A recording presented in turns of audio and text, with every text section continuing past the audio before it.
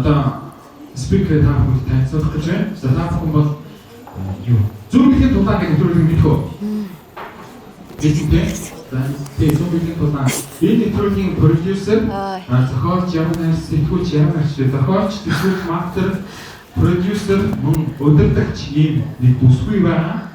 Энэ бүсгүй та бүхэнд нөлөөлж байна. Мэгүн медиа группийн үүсгэн байгуулагч хадагтай Амбар таныг болж байна.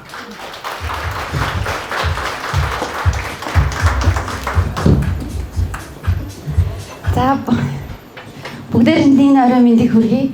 Тэгээд зүүн бэлгийн тулаанаар овоглуулах жоохон тийм байна. Өнөөдөр бол би арай өөр зүйлийн талаар ярихаар ирсэн. Тэгээд эхлээд өөрийгөө танилцуулъя. Намайг Ангараг гэдэг. Би 2000 оноос хойш Монголын одоо телевизийн салбарт ажиллаж эхэлсэн. Одоо бараг 20 жил болох гэж байгаа юм байна. 2000 оноос хойш хамгийн анх би Монголын үндэсний олон нийтийн телевизийн хүүхдийн редакцид хөтлөгчөөр өөрийнхөө одоо яг телевизийнхаа гарааг эхэлсэн. Одоо сая хамгийн сүүлд хэллээ одоо зүүн бэлгийн тулаан Монгол гэх шоу нэвтрүүлэх юм бол ерөнхий продюсераар ажилласан. Ийм төсөл бол NTV телевизийн зохион байгуулсан төсөл дээр одоо ерөнхий продюсераар ажилласан байгаа. Тэгэхэд өнөөдөр арай өөр зүйлийн талаар ярина. За би энэ арга хэмжээнд оролцох тухай сонсоод яг юуны тухай ярих вэ гэж зохион байгуулагч мантахатайгаа нэлээд удаа ярилцаж суусан. Би яг юуныхаа тухай ярих вэ гэд. Яагаад тэгэхээр би угаасаа маш их мөрөөдөлтэй. Тэгээд цүнхэндээ дүүрэн бүтлгүүтлийн түүхтэй. Тэгээд энэ амьдрал дондор айгүй аз жаргалтай нэмсэглээд ингээ айгүй өөдрөг явж байгаа нэг тийм хүн байгаа. Тэгэхээр надад ярих түүх их байна. Тэгээд тийм дотроосоо нэг зүйлийг та бүхэндээ хуваалцъя. За энэ бол миний одоо багын ажлууд явж байгаа. За үндэсний телевизээс хойш би аль телевизэд байна вэ гэдгээ марттал нэлээд олон телевизэд ажилласан. Тэгээд хөтлөгчөөс эхлээд редактор, продюсер гэдэг ингээд маш олон ажлуудыг хийсэн байгаа. За дараагийнх нь.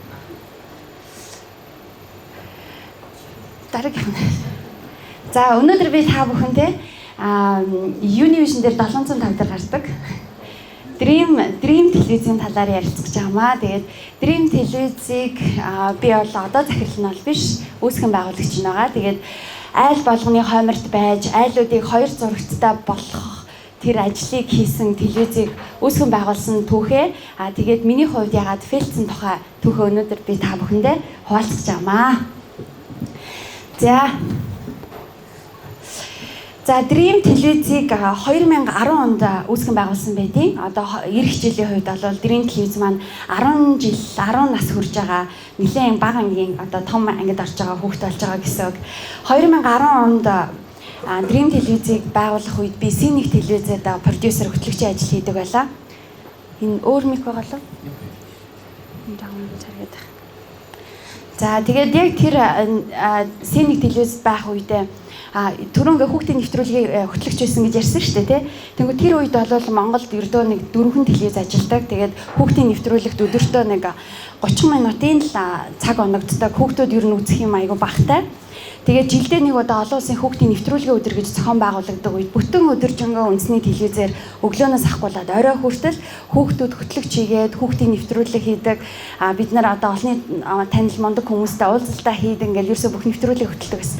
Яг энэ үедээ бид нар юу гэж ярьдаг байсан бэ гэхээр яагаад Монголд бүтэн өдөржингөө одоо хүүхдэд зориулсан нэвтрүүлэг гардаг, хүүхдийн кино гардаг, телевиз үйж болгон болоо гэж тухайн үедээ ярьдаг, мөрөөддөг. Хэрвээ тийм байдаг байсан бол гэдэг мөрөөдөл биднэрт бол маш их байсан. Тэгээ яг тэр одоо мөрөөдөл маань ингээл дотор яваал идэг. Тэгээд нөгөө нэг хүнд нэг юм одоо та нар ч гэсэн байдаг штэ. Үхэхээс өмнө нэг тиймтэй болно гэл. Үхэхээс өмнө нэг байшин толчихъя гээл. За үхэхээс өмнө нэг усан онгоцч юм уу юу гэдэг. Хүн болгоны бодол байдаг. Тэрнтэй адилхан надад ч гэсэн телевизээр амьсгалаа, телевизэд хайртай болцсон байсан хүний хувьд үхэхээс өмнө гэдэг нэг тийм бодол байсан. Үхэхээс өмнө нэг телевизтэй болно л гэж мөрөөддөг байсан. Тэгээ үхэхээс өмнө гэж боддог байсан мөрөөдөл маань над дээр 26 насны дээр минь одоо биелээ олох тэр ид шидийн гэмээр боломж надтай ирсэн. Би бол зүгээр 26 настай яг л телевизэд хайртай тийм эмэгтэй ажиллаа хийгээ явж байсан. Тэгээ тэр үед болохоор Univision, Sky Media одоо энэ бидний үздэг олон төрлийн телевиз одоо сувгууд телевизүүд л ерөөсөй байгаагүй. Тэр үед зөвхөн сансар кабелийн телевиз гэж байсан. Танд бүгдээр сансар кабелтэй байсан мэт тий?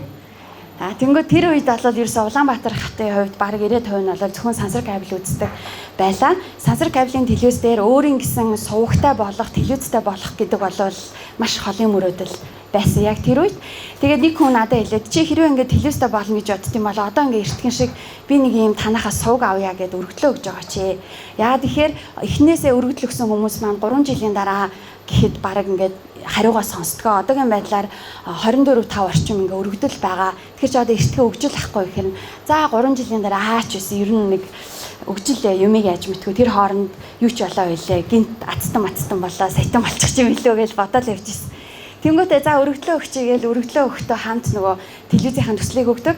Тэгээд телевизийн төслийг өгөөд ерөөсөө сар болоогүй ахны дараа сансар кабелийн телевизийн захирал инх бат гэдэг ах уулзъя гэд утсан. Тэгээ би тэр хүнийг огт таньдгүй анх удаа очиж харсан.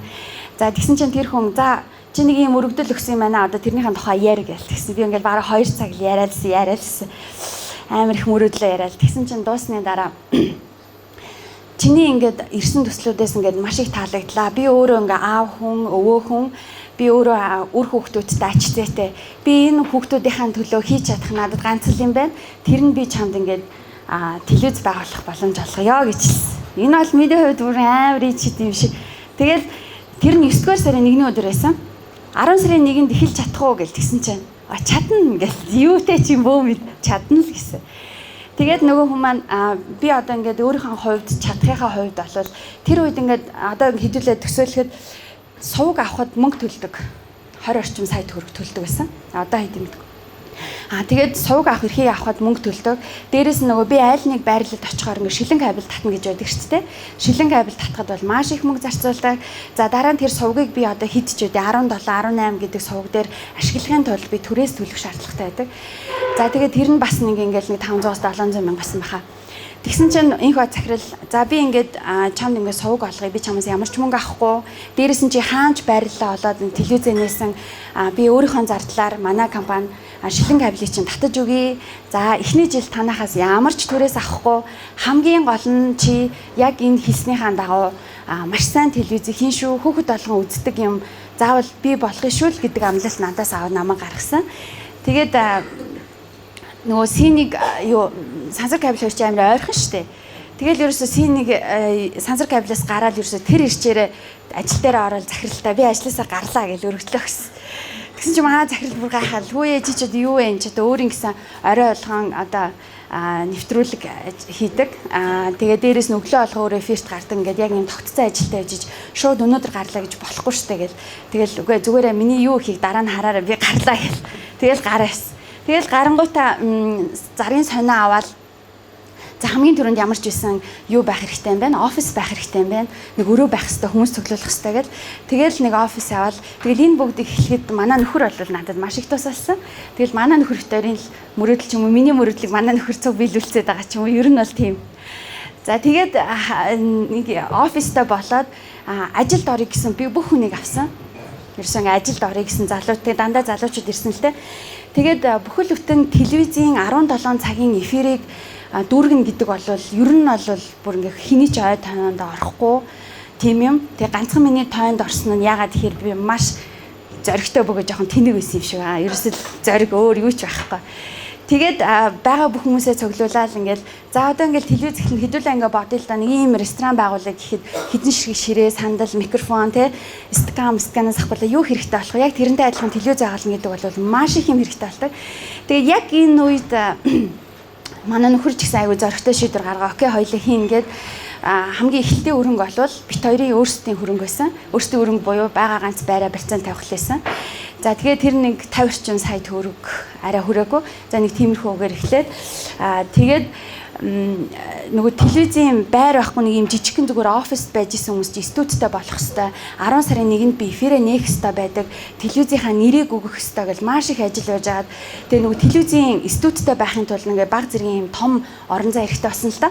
Тэгээ нилээг хайж явж байгаа манай гэрээ хажуу талд нэг юм 3 давхар бор өнгөтэй нэг хөрхөн жижигхэн биш юм гэдэгс. Тэрний ингээ нэг давхарт нь дэлгүүр хүнсний дэлгүүр ажилладаг байгаа. Тэгээ нэг орой гэртээ юм авах гэж орсон чинь түрээслүүл ингээ зар тавьсан байна. Та алийг түрээслүүлэх гэж байгаа гэсэн чинь доотлынх нь Б1 давхрыг түрээслүүлэх гэж байгаа гэдэг. Би нэг ийм юм хийх гэж байгаамаа.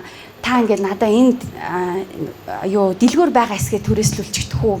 Гэсэн чи яг юу их гэж байгаа юм гэхээр ийм хийх гэж байгаа маа гэдгсэн чи. Өөстөө хөөрх юм байна. Танаа ингээ нэг давхарчмаас өндөр таацтай яг ингээ телевизэд болох юм байна гэд. Тэгэнгүүтээ тэгсэн чинь нөгөө хүн амар хөөрхөн. За тэгвэл би дэлгүүрээ Б1 давхарлогоо оруулчих. Одоо миний чадах юм одоо энэ л юм байна гэд. Тэгээд тэгсэн чинь амар даварцсан. Би одоо ингээ 7 хоногийн дараа эфирээ нэх хэрэгтэй байгаа байхгүй. Тэгэхээр та одоо ингээ хамаг хурднаараа одоо яаж хизээд баш орчдох вэ? За би нэг 2-3 хоног болъё. Тэгээ нөгөө хүн маань яг ингээд яг одоо 100 м квадрат л байсан. Магадгүй та нарын гэр 100 м квадрат байгаа бах. Тэгэхээр 100 м квадратт л одоо телевиз хийх гээл үзчихсэн гэсэн. Тэгээ манай ингээд залуучууд нэг 16 7 залуучуудтай тэгээд телевиз хүүхдийн телевиз учраас хөтлөгч хүүхдүүдтэй байсан. Тэгээд хөтлөгч хүүхдүүдтэй бид нэр нийлээд бараг 30 орчим хүнтэй ажиллаа явуулдаг байсан гэсэн. Тэгээд өөртөөхөн бүх студио байгуулад явгот 10 сарын 1-нд ягаад ч амжаагүй. Тэнгүүт айгуу жижигхэн арга болоод 2010 он юм чинь 10 сарын 10-ны өдрийн 10 цагт эфирээ нэ гээл одоо нэгсэн жижигхэн зайл гаргаад тэг нэг 10 хоног ч гэсэн ингээ авч исэн. Тэгэж манай эфир одоо мөрөөдлийн сувг гэдэг телевиз маань эхэлж илаа. Тэгээд нөгөө нэрний тухайд асуухад баг өө за баярлалаа. Би ч бүр амар хичээж яриад байсан чи. Нэрний тухайд болохоор зүгээр л баг ойлгомжтой байгаа зү тийм миний мөрөөдөл дээрэс нь надтай хамт байсан маш олон хүний мөрөөдөл за Монголын бүх хүүхдүүдийн мөрөөдөл дээрэс нь энэ телевизээр дамжуулаад маш олон хүүхдүүдийн одоо эфирт гарах жүжигчин болох урлагийн хүн болох тэр зам нь нэгдсэн одоо ингээд маш олон хүний мөрөөдлийг ингээд хамтдагсан телевиз аваасаа гээд яг энэ мөрөөдлийн сувг гэдэг телевизээ байгуулжсэн. Тэгээд бас нэг чухал юм ярих гэжсэн ямар нэгэн зүйлд хүн итгэхээр нөгөө тэр нэг ид шид болдог гэдэгт амар итгэдэг. Өөрөө ямар нэгэн зүйлд хүн чин сэтгэлээсээ итгэх юм бол тэр ид шид болон тань дээр ирдэг. Тэнгүүд яг за ингээл телевиз аваад ин зөндөө юм байхад тэр мөнгө төгрөг хаанаач хүрэхгүй юм байхад миний эргэн тойрны бүх хүмүүс надад тусалсан. Сүүлдээ би бүр ичихгүй шууд ингээл очиод чи энэ ширээгээ баг өгчих ингээд би чамд ингэж байгаа дараа нь үгүй. Тэгэл нэг камер амартай найз чи баг хэрэглэхгүй байгаас тэ надад нэгэ төрөгчих гэл. Ерөөсө бүр яг нэг тийм болсон. Тэгээ дээрэс нь одоо ингээл манай нэг найз ихэд би 4 хүүхэдтэй миний хүүхдүүд ингээ үздэг телевизтэй болоосаа чадхын хараар нэг компьютер өгчээ гээл нэг иж бүрэн компьютер авчиж өгвөл манай сэтгүүлч компьютертэй болж байгаа. Тэгэл манай нэг их чихэхэд их чин чадхын хараар нэг принтер өгчээ гээл ингээл хүн болгоны айгүй тийм сайхан сэтгэл чин сэтгэлийн үүдэн дээрээс энэ телевизийн суур одоо би болоод одоо 10 жил болох ч байгаа. Миний хувьд бол маш их баяртай байдаг. Ингэж эхэлж исэн төгтэй. За тэгээд дримиг хийж байхдаа яг нэг өөрийгөө үндэсний телевиз байгуулсан мэт санаж илаа. Одоо нэг юм жижиг сувг байгуулчаад ерөөсөн Монголын бүх хүүхдэд зориулсан гэл тэгэнгүүт одоо бага ангийнхан зориулсан нэвтрүүлэг, дундаа анги, ахлах ангийнхан зориулсан гэл ерөөсөн бол бүх насныхан зориулсан нэвтрүүлэг хийх гэж үүлээ үзэл тэнд тэгэл хүүхэлдэйн кино авчирхаараа өөрөө орчуулаад өөрийнхөө өрөөнд үүдэ хааж байгаа хүүхэлдэйн кинонд дуу оруулаад те ерөөсөн бүх юмаа л хийдэг л байсан л та. Тэгээд энэ үед бид нар би энийг онцлох гээд энэ зургийг өнөөдөр аваад ирсэн. Энэ гэхдээ дахиж хийдэггүй. Цорын ганцуудаа хийгцэн. Энэ нөгөө Mongolian одоо Kids Choice Awards гэдэг 2011 он зохион байгуулагдж ирсэн. Тэгээд яг энэ үед миний төрсөн дүү надтай Dream телевизийн одоо маркетингийн дараагаар нь манай дүү ажиллаад энэ бүх юмны одоо ингээл өнгө дизайн бүх юмыг гаргаад ирсэн ингээл хамт зүтгэж ирсэн. Тэгээд бид нар энийг болохоор яагаад хийсэн бэ гэхээр Монголын хүүхдүүдэд сонголт авах хэрэгтэй юм байна. Тэгээд бид нар хин нэгний өмнөөс одоо энэ хүүхдийн хамгийн сайн юм гэж нэрлэхгүй хүүхдүүдийн саналаар тодруулъя гэд хийгээд тэгээд хамгийн гайхамшигтай нь энд одоо нөгөө боёо жүжигчин боёо одоо хамгийн хүүхдийн хамгийн хайртай жүжигчин гэдэг дээр Чаки Чантай өрсөлдөд авсан гэдэг аахгүй шагналаа. Тэгээ өөрөө өрсөлдөнд тайзан дээр гарч чи би ч бүр Чаки Чантай өрсөлдөд авлаа гэв. Магадгүй Чаки Чан нэрээд авчихж байсан билүү те бид нар шалгаруулсан. Тэнгүүд яг тэнд ингээд манай урлаг соёлынхан одоо хүүхдүүдийг хүндлээд хүүхдүүдийнхаа сонголтыг хүндлээд бүгдээрээ чин сэтгэлээсээ дүгж. Тэгээ энд нэг амар хөвгчлээ юм бол тээ. За энэ одоо арга хэмжээ том болж маш их мөнгө штэ тий ингээл заал малнаас ахгуулаад тэгээд ингээл том мом гэл ингээл яжсэн чинь цэцэг авах гэсэн чинь амар үнэтэй байгаадсан аахгүй. Одоо нөгөө шагнал авсан болгонд энэ цэцэг өгдөө штэ. Цэцэг амар үнэтэй. Тэгээ бүр ингээ яах вэ? Цэцэгний оронд юу гэж болох вэ гэд. Тэгээ ингээ бодож жагаад бид нар нөгөө тухайн үед нэг солонгос нэг юм уртаа штэ дээр нэг жижигхэн юм зүрхэн мөрхий хэлбэртэй нэг юм чихэр байдаг гэсэн. Та нар санаж байна? Нэг юм амар урт урт штэ. Тэнгүүд ерөөсөө тэрийг за нэг 10 15 ширхэг авшиг байл чихрээ авж ингээ багцлаа л нөгөө яг чихэр одоо цэцэг шиг болгоод өгч ийсэн. Тэнгүүд энэ хүмүүс хин чи хүүхдийн юм чи үртэл ингээд цэцэг нь үртэл чихэр байд юм уу гэл ингээд бүгдээрээ эдээ сорж байсан. Тэгээд энэ мэдчихлэн одоо манай баг хамт олонны хувьд бол дандаа бүх юм ингээд зүрх сэтгэлээс хийгээд ингээд явж исэн. Тэгээд та нар мэдгэл ах л да одоо бол хайцсангүй манай Dream Televise бол маш олон үзэгчтэй реклам нь бол одоо маш их болсон баг те ерөөсөө тэр үед бол уучлаарай тийм байгаагүй хүмүүс одоо чи мангар юм уу хүүхдийн телевиз байгалаа тахтай яаж мөнгө олох юм гээл тэгэл шинэ жил хүүхдийн баяраар л нэг жоохон ингээд нэг юм данс мас жоохон ингээ гоё болно хүмүүсийн цайланг санаа зовхгүй гэдэг бус үед бол ерөөсөө айгүй хэцүү л байдаг гэсэн. Гэхдээ хэцүү байлаа гэдэг нэг юм жаргалтай яа гэдэг шиг л яваад идэг гэсэн. За тэгээд телевиз маань нэлээ өргөжих ёстой гэж бид нар ингээл маш их юм хийгээд одоо миний хувьд түрүүний ингээд хин ганцлагын бас хэлдэг шиг ингээл нойр бүр байхгүй хоолунд байхгүй те нөгөө эмэгтэй хүн чинь гой сайхан майхан байх ерөөсөй байхгүй ерөөсөй тэгээ яаж яхад гэрийн жойрхон болохоор бараг л гэрийн офцтой очиж ажиллаа хийчихэл ерөөсөй бүр ингээл нэг юм яг л ажлын нэг юм болцсон байсан. За тэгэл ингээл сайхан бүх юм сайхан яваал хүн болгон одоо мэддэг болоод компаниуд ч гэсэн айгүй их тийм нааштай ханддаг болсон. Тэгээд нөгөө өөрийн өрөнгөөр хийсэн дандаа ингээд зээлийн хооронд явж исэн болохоор хөрөнгө оруулагч олохыг маш их хичээсэн. Тэгээд Монголын том компаниудад бүгдээрэнд нь ингээд санал өгөөд 5 жилийн дараа гэхэд би ийм болгож өгье, тийм болгож өгье явсан. Ойлгох нэг юм байсан, ойлгохгүй нэг юм байсан. Тэгээд янз бүрээр үтсэн. Гэхдээ ер нь бол хинч хүүхдийн телевизэд хөрөнгө оруулах юм байлээ. За тэгсэн чинь тэгэл нөгөө нэг юм чи ингээд нэг амар гоё явж байгаад унсан.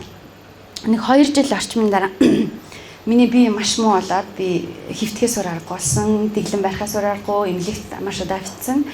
Тэгээд энэ үед бас ингээл өөр хүмүүст ажиллаа өгөөл, хариуцуулаад өөрөө эмнэлгээс ажиллаа удирдах гал хурж ирж ажлын тухай уулзаж гар үсэг зурулах нь эмнэлэг дээр байгаад ингэсэн боловч үнэхээр төрний халиун бат цэхэрлээ хэлдэг шиг хүн өөрийнхөө одоо босгосон бизнесийг өөрөө л байхгүй болвол ер нь бол тэгээд айгүй хэцүү хинч над чиг ингээд явдгүй байна гэдгийг бол ойлгоод за тэгээд нөгөө өөр ширийн асуудалч дийлдэхэ болсон эмнэлэгт ч мөнгө хэрэгтэй болсон тэгээд нөгөө өмнөх өрөө дарагч хэрэгтэй болсон. Тэгээ энэ хүртэл бол манай нөхөр өөрөө тусдаа ингээд бизнестэй байгаад барыг тэр хүний ашиг олонгууд ингээд шууд Dream ихний цалин тавьдаг. Нөгөө компани барыг дампуурах гэдэг юм шиг ерөөсөө.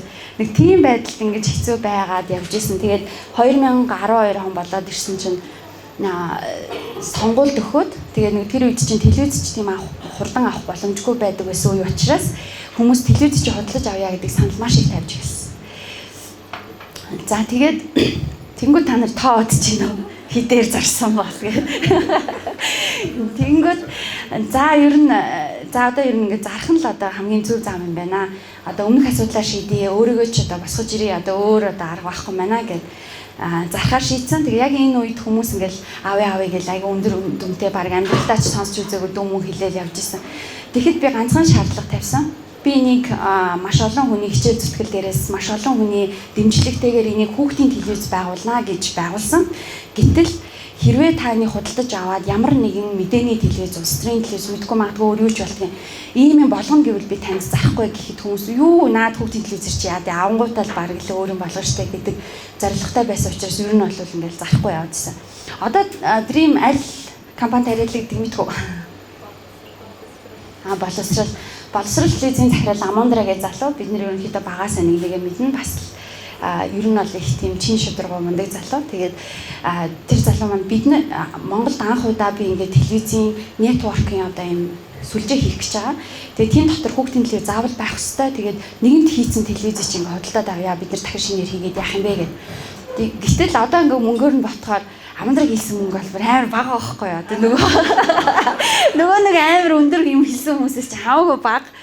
Тэгээ хэрвээ нөгөө мөнгөө бодоод ч юм уу те байр аваад ингэчий гэж оцсон бол тэнд нь зарчих байсан. Гэхдээ ганц л юм бодогдоод ирсэн нь хүнийг үр хөхөд төрүүлээд үр хөхтэй нэг юм сайн сайхан явахыг холоос жолтгоо ингээд нэг харахчийг сайхан гэдэг шүү дээ. Яг хөхтэй амьдарч байгаа хэл та нөгөө холоос шойроос орж байгаа. Тэгэхээр нөгөө хийж бүтээсэн юм маань ингээд бүр илүү их тийм сайхан болоосоо гэж утсан. Дээрээс нь хамгийн чухал нь хүүхдийн телевизээр л үлдээсэй гэдэг ганц л бодлоор одоо боловсрол телевизэд Dream телевизээ хүлээлгэж өгсөн байдیں۔ Тэгээд яг хүлээлгэж өгсөний өгөх процессыг ярихад аягүй жоохон гонигтай.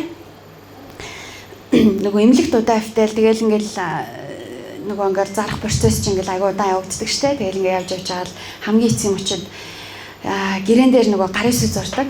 Тэ зарлаа гээл. Тэгээд нөгөө намайг юун дээр очих боломжгүй байсан учраас натраат чинь ингээд нөгөө талтай яриад гарын үсгээ зурулсан. Ийм зузаан цаас одоо хүртэл надад байдаг. Тэгээ ингээд зурх гэсэн чинь нилээ ингээд нэг юм 50 гаруй насны ингээд нэг юм мундаг нүдний шилтэй нэг натраат жаах ингээд миний урдаас ингээд цаасаа ингээд өгөөд нөгөө гарын үсэг зурулж байгаа шүү. Тэгээ би ч одоо барыг заа хурдан зүгээр салаад л мөнгө аваад л гээл ерөөсөө барыг одоо яшиг гэлээ нэг нь шийдснийх гээл. Тэгээд ингээд зурчаал нөгөө натрачинда буцаагаал гэрээгээ өгсөн чинь ингээл юу ч болохгүй нөгөө хүн нөгөө юм тэмдэглэдэг ш натрач техниктэй. За ангарга мөрөөдлөө зарчаад одоо тэгээ юу хийх вэ гэсэн. Би бүр ингээ шоконд ороод ингээ нэрээ эн чин миний мөрөөдөлтэй ингээ нөгөө тэгэл бүр ингээ хямраа тэр чинь бүрстэй юу хаягдаж маягдахаас 7 дор юм байна тийм хаягдвал бас яд ч нөгөө хөвзий яд ч мадаа уйлж мөлн штэ тийм байхгүй. Тэгэл тэрнээс хойш ингээл баян миний толгоон. Гэтэ одоо ч гэсэн бодогддаг. Тэр яг ахын хоолоогоор нөгөө киноны юу уншдаг шиг те. Чи мөрөөдлөө зарчаад юу хийх гэж юм гэдэг шиг ингээл яаж бараг амьдрах уу ч гэдэг юм. Тэгэл яг нэлээд удаан би айгу хямарсан. Ер нь манай ингээ миний 90 тойрны хүмүүс л харсан байх би. Телевиз эргүүлж аваад дримийг гарахаар ингээд шууд сольждаг нөгөө хаягдсан хүн ч одоо хармааргүй байдаг шүү дээ. Ингээд бүр яг л тийм сэтгэл зүй байгаа юм чинь. Тэгэл ерөөсөө ингээ айгүй удаан байгаа л тэгэл за одоо ерөөсөө гэртэл бай гэл ингээл хүн тэгээд айгүй томоор бодож холыг харж явсан юм алдахаар ингээд нэг юм замгүй болчт юм лээ. Хаачих юм мэдхгүй. Тэгээд за гэртэл бай хүүхдэл харъя одоостай ингээ бай гэв. Тэгээ хотлаа юм байлээ л тэгээд гэр мөртэй байна гэж. Тэгээд нэлээд удаа ингэж байхдаа би юу гэж бодсон бэ гэхээр би яг л нэг ийм л нөхөр байнга л явдаг байсан. Ерөөсө хүн харахад л нэг ийм нөхөр. Тэгээд таргалж маргалаа за бүр дуусч байгаа юм чи ерөөсө бүр байхгүй. Тэгээ энэ үед би нэг л юм бодсон нь би юу хийн би юу хийж чаддیں۔ Би одоо ийм одоо ёроол гарсан байгаа бол би эндээс хэрхэн гарч ирэх үү гэж бодсон чинь хинч намайг өстөж гаргаж ирэхгүй тэндээс би л өөрийгөө өстөж гаргаж ирэх юм байна гэж ойлгосон. Тэгээд нэг тэр зундаа болохоор тэр чинь ингээ бүтэн жил өнгөрчихөж байгаа байхгүй юу 13 оныхон зун нь манай охин яг тэр үед жоох өсвөр нас руу орох гээд тэгээд надаас ээж энэ яадын тэр яад ингээл амар их асуудаг аа би охиндоо айгүй харьцангуй ярилцдаг ээж ярьдсан шүү хас тэ айгүй яриа тэгэнгүүт нөгөө ботхгүй за би охиндоо тайлбарлаж өгдөг гэтэл хүн болгон охинтойгоо ярьдаг ээж нар байдаггүй хүн болгон тийм тайп биш дээрэс нь ээжгүй хүүхдүүд маш их байгаа. Тэр охтууд хаанаас ямар мэдээлэл авч өөрийгөө хэрхэн бүтээх вэ гэж бодоод тэгээд нэг юм ном бичээд тэр зондоо за тэгээд энэ номоо биччихэл 3 сар махитлаа суугаад тэгээд нөлөөх орчуулгын материалтай. Тэгээд энэ дээр болохоор ингээл толгооноос ахгуулаад үлмийн өртөл эмэгтэй хүнтэй холбоотой бүх нарийн мэдээлэлүүд байдаг. Тэгээд энийгээ биччихээд ингээд 10 дугаар сард байсан. Хэвлийн үйлдвэрээс яриад номжин гарцсан шүү. Маргааш хүргээд өгөө гэж чи би бүр яарад. Үгүй зүгээрээ би өөр очиод авчия гэл. Тэгээ очиод нөгөө дээжээс нь аваад машиныхаа хажуудлын суудал дээр ингээд номоо ингээд яг энэ шиг ингэж дэлгэж тавьчаад гэрэлэн тохон дээр очингуудаа байн нөгөөхөө ингээд хараад тэгэл өөрөөсөө юу гэж байн хэлсэн бэ гэхээр чи чадсан. Чи ийм хүн. Чи ингэж өөрийгөө одоо босгож ирж байна. Тэгээ энэ бол чи чадчих чи энээс илүү чадчих шүү гэж ингэж өөртөө хэлээ нөгөө энийг харж амар кайфцсан. Тэгээ энэний дараа нөгөө анхны зорилго маань ээжгүй маш олон хүүхдэд хүрээсэй гэдэг утгаараа Улаанбаатар хотод Эрдэнэ тархины асрамжийн төвүүдээр номуудаа тараасан. Тэгээд энэ зургийг би амар хайртай тэр нэг би гэж харагдаж байгаа ч юм уу. Гарын хэсэг зурах тэгээ нөгөө багтаа ингээ аягүй зохиолч мохолж бол ер нь л уран бүтээлч талдаа мөрөдөлтэй байсан хүн анх удаа өөрийнхөө ном дээр энэ хүүхдүүд та гарын хэсгээ зураад өгөөч гэдгсэн чинь гарын хэсгээ зурж өгч байгаа. Энэ мөч бол хизээж мартагддаг. Энэ бол миний одоо өөрийгөө өсөж гаргаж ирсэн хамгийн ихний шат байсан.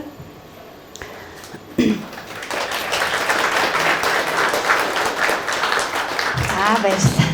Тэгээд яг энэ бүгдээс юу ямар сургамж авсан бэ гэхээр хамгийн нэгдүгээр ямар ч хэцүү зүйл тохиолдож та ёроолд унсан бай. Хинт ч битээ найд, хинээч битээ тусламжгүй, танд хайртай хүмүүс эргэн тойронд ч байсан ч та л өөрийгөө босгож ирдэг хүн нь учраас үргэлж тэрийгээ сана. Хоёр толонгууд энэ телевиз дээр анханаас нь нэг юмыг айгу буруу хийсэн маань зоригтой л байсан болохоос биш надад бизнесийн туршлага байгаагүй. Тэгэнгүүт ингээд бүх юмыг маш өргөнөөр хийж эхэлсэн, маш томоор хийж эхэлсэн. Энэ бол буруу. Одоо би тэрийг аяух боддог. Ямар нэгэн зүйлийг жижигээс нь алхамаар хийж авах. Дараагийн юм нь эрсдлийг байнга тооцох. Энэ бизнес над дээр тулж байгаа бол хэрвээ би унвал яах вэ? Би өвдвөл яах вэ? Би байхгүй бол яах вэ? Тэгэхээр яг тэр бас юг аягүй сайн бодох хэрэгтэй. Эрсдлийг тооцоогүйгээс энэ бол миний хамгийн том алдаа байсан. Одоо бол би нэг өвөл гэдэг нэг номын дэлгүүр байгуулсан. Тэгээд тэндээ хаяа очиж амарч кайфдах дуртай.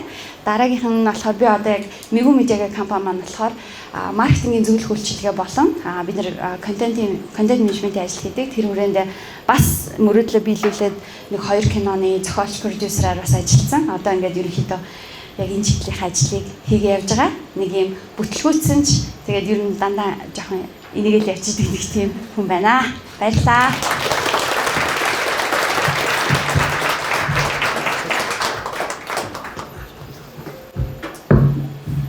Нөгөө ахын болоо. Миний мөрөдлөө зөрөөлөд юу хийх гэж байна. Тэр би бас бодож чадлаа. Бас өөрийнхөө бүсгүй хүн өөрийнхөө мөрөдлөөс ажиллаад бизнесээ эхлээд өөрийнхөө мөрөдлөн телевизийг байгуулад явж ирсэн байна. Тэгээд ингээд факап болж байгаагаа мэдэхгүй явсаар хагаад нөгөө нуруу хаан хугарсан бэ гэдэг нөгөө өгний асуулт байна. Тэр өгөн гэхдээ юу илүү хөвгтэй зүгээр. Мөнгө аваад тэгээд явах гэсэн тийм. За тийм байна. Тэгээд би тэгж бодож байлаа. Ер нь хүнд бол одоо байх ёстой зүйл бол ерөөсөө хүний хамгийн оршин байх зүйл бол нэгдүгээр үйл хөдлөх биш үү тийм. Дрейн телевизээр 2011 оны бас хавцаа ер нь телевизүүд нөгөө борооны дараах мөнх шиг маш их телевизүүд телевиз ингээд гараад байжсэн. Дрейн телевиз хүүхдийн телевизэн сууг тэгээд яг ямар ашиг харж яаж мөнгө нь эргэж орж ирнэ гэж тийм их зориг тавиад өөрийнхөө байрыг тавиад телевизээ байгуулсан байна. Хэлээд шүү дээ амар тэнэг.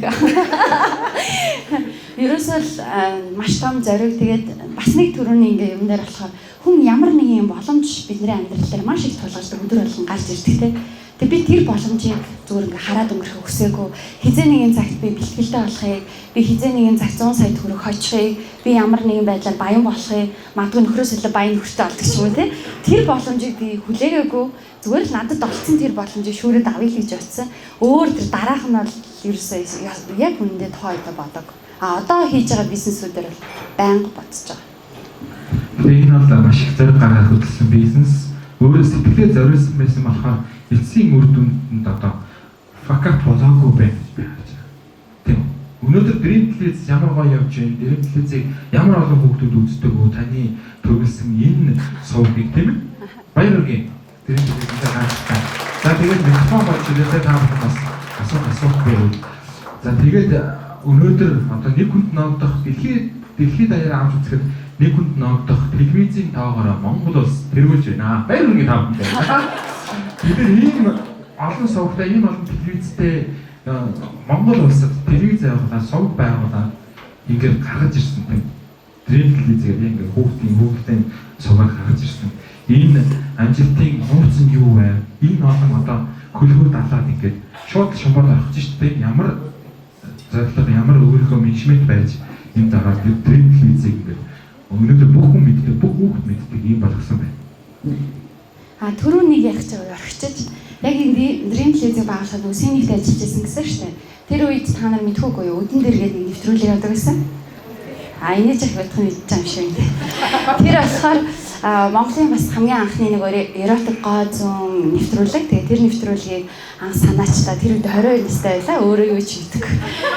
Тэгээ бас л зоригтой байсан шүү. Тэгээ нөгөө нэмд орж сайд тухайн үед байсан. Тэгээд садар саман сурчлаа гэр садар саман бол өөр эротик бол өөр гэдэл хэрэглээл явж илээ.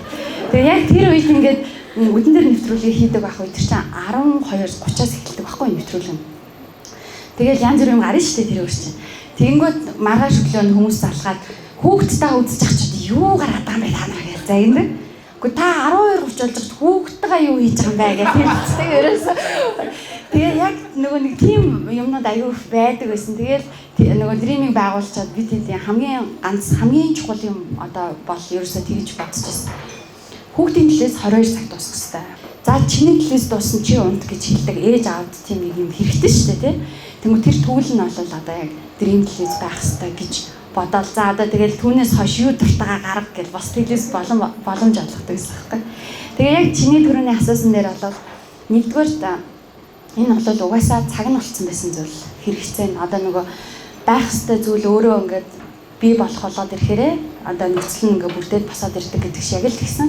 Зүгээр би л ингээд тэрэнд нь оролцсон болохоос биш магадгүй энэ нөгөө хувьсгалын тохироонд бүрдсэн учраас надаас өөр хинч хийж болох байсан зүйл зүгээр л би тэнд гар бие оролцсон. Тэгээ хоёр толонгууд яг өнөөдрийн төвшөнд дрийн телевизийг хүн болгон мэддэг ийм байхад бол энэ ерөөсөө яг үүсгэн байгуулсан миний өвчин зүтгэл байгаа боловч одоо хүртэл авч явж байгаа боловсрал телевизийнхны бол маш том хичээл зүтгэл одоо хөрөнгө оруулагчдын өдийг хүртэл хүүхдийн телевизээр нь авч явж байгаа энэ айгу том зүрх сэтгэл гэж бол бодчих. Бас чиглэлээр намайг бас сонирхчихсэн асуултуудаас бас анхаарамжтай. Тэгэхээр эмэгтэй хүн яг амраагүй бас үнэхээр биширч байна л да. Өөрөө ингээд хийж бүтээгээд нөгөөдрийн гомлтонд ороод зараад ч юм уу тэгээд явжсэн аа. Унтанд орч байгаа шүү дээ. Сэтгэл санаагаа унтсан ингээд арх уулгаа шүү дээ тийм. Чи өөрөө инспайр болоод ингээд ном бичээд тий кино зохиол 2-3 кино зохиол бичсэн байна, ном бичсэн байна. Энэ гоё одоо боловсролын түгээх одоо хамгийн чухал оролцоо дэлгүүр номын дэлгүүр гэсэн. Би өөрөө бас номын дэлгүүр маш гоё дуртай. Тэгээ ийм гоё яагаад ингээд хүчтэй инспайр болоод ингээд сэргэн мандаад байна. Юу гэдэг чаач дээр факап болоод ирвэл бүрэн зөвхөн мандчих юм шиг байна. Харин наадаж нөгөө зөвхөн монголч мандахаа хэлсэн л дээ надаа. Яриулж ярьсан. Хүшээ юу нэгээд байн гунаад амир юм шүү. Ямар нэг юм хийгээд хараад ирэх юм шүү. Яг энэ дэлгүүрийг ч гэсэн адилхан бас нэлээд жоохон уналтанд авах үдээсэн. Манай найзууд мэдчихэж байгаа. Ер нь за нэг дэлгүүрний хичээгээл. Тэгээд түрүүн бас нэг би нэг ичдийн тухай ярьсан шүү дээ. Тэгээд энэ нөгөө номыг бичээд хийх гэсэн чинь мөнгө байдгүй. Нөгөө амар удаан ажиллах болсон чинь ямар нэг мөнгө авах вэ? Тэгээд яг 3 сая төгрөг хэрэгтэй болоод хичээсээ 3 сая төгрөг зээлсэн. Тэгээд бас л нөгөө дараа нь төлөхөж бодохгүй ном зарагдах юм уу ч юм уу. Тэгээд хэвлэлсэн байсан. Тухайн үед нэг кино зохиол бичээд уралдаанд өгсөн байсан маань 12 сарын 31-нд шагнал аваад яг 3 сая төгрөг авсан тий. Тэнгүүтээ нөгөөхөө яг ном хэвлсэн мөнгөндөө өгсөн. Тэгээд энэ бол одоо намайг бурхан ичдийн бурханд ингэ байн харж тий. Явт юм болоо гэж боддог. Тэгэхээр та нарт ч гэсэн хэрвээ ямар нэгэн санаа оноо байдаг бол ямар нэгэн боломжийг битүүлээ зүгээр л хий. Тэгэл хийж яхад тэр үнэхээр зөв зам бөгөө чиний чин сэтгэл юм байх юм бодоод ич чи угаасаа өөрөө хүрээд ирнэ. Энэ л намайг инспайр хийдэг тий. Ямар бэ? За. Самараа. Өнгөрсөн жил Амундраа захид дээр бас сонсчихсан л да. Дрим телевизийг ингээд танаас аваад илүүсэн байлж байсан. Одоо ер нь энэ бараг ашиггүй ажиллах байгаа юм дэсэн л да. Яагаад ашиггүй ажиллах юм бэ гэхээр олон хүүхдүүдийн төлөө гоё үйл сулгаа. Одоо ер нь ашиггүй ажиллах байгаа гэжсэн. Тэгээд таны сайхан үйлсэнд баяр хүргэе гэж байна. Баярлалаа. За тэгэхээр би бас микрофон бариад яагаад микрофон бариад сууж байгаа бас телевизэн салбарын хүн одоо дараагийн спикер маань бас телевизэн салбарын хүн яг энд миний ажил сууж байгаа өсвөө бас телевизэн салбар. Тэгэхээр телевиз байгаа гэдэг маш их асуудалтай. Харилцаа холбооны зохицуулалтын гараас телевизэн сувгийн зөвшөөрөл авах одоо миний мэдхийн лав 800 саяас одоо тэр бом 2 тэрбум төгсөн зөвхөн сувгийн их шүү дээ. Тэгээ энийг телевиз байгаа гэдэг маш их зардалтай ажиллагаатай таньтал найз төдийгөө хэрэг бас шийдэж чаддаг боломжтой зүйл юм аа. За тэгээд одоо Facebook-оор яваад юм хэд юм бэ гэдэг нэвтрүүлэг шиг хэлээр зарсан юм бэ гэж асуучих. Яа нэг айгүй их асуудаг байхгүй. Тэгээ зарим хүмүүсийн бизнесийн одоо зарсан түүхтэй харьцуулбал баг хоолны мөнгө нах. Зарим нэгэн одоо хүмүүсийн хувьд харах юм бол төсөөлшгүй мөнгө нах. Гэхдээ яг энэ юугээ зарчаад телевизээ зарчаад өрүүдээ тодорхой хэмжээнд алсан. Тэгээд нөгөө зээлтэй байсан шүү дээ байрна. Тэгээд тэрийг авсан. Тэгээд ямар ч байсан өөрийнхөө их удаан олон жил одоо нөгөө телевиз ажиллуулчаа телевизэн захирал гिचээд би нэг жижигхэн улаан машин ундаг гэсэн байхгүй. Жижигхэн машин. Тэгээ бусад телевизийн захирлуудаа уулзахаараа машин амар хол тавьж байгаа л асууж авчихсан байхгүй чи. Яа тэгэхээр надад нөгөө том машин унахаас илүү телевизээ мөнгө зарцуулах хэрэгтэй гэсэн. Тэгээд нөгөө тэр зарсан мөнгөөр бол хамгийн түрүүнд би одоо өөрийгөө шагнаад гэх юм уу. Тэгээ өөрийнхөө бодож ирсэн нэг машиныг авсан. Тэгэл нэг жоохон мөлтөөл. Тэгээд тэрүүгээрээ нэг гадагшаа татгшаа аваад ер нь тэгэл үрцэн дээ. За тийм. Энд жижигхэн улаан машин байгаас нэрээ таны байсан биш үү? За маш их баярлалаа. Өнөөдрийн бас манай гурав дахь спикер сэтгүүлч, продюсер, маркетер амгараа байна. Маш баярлалаа.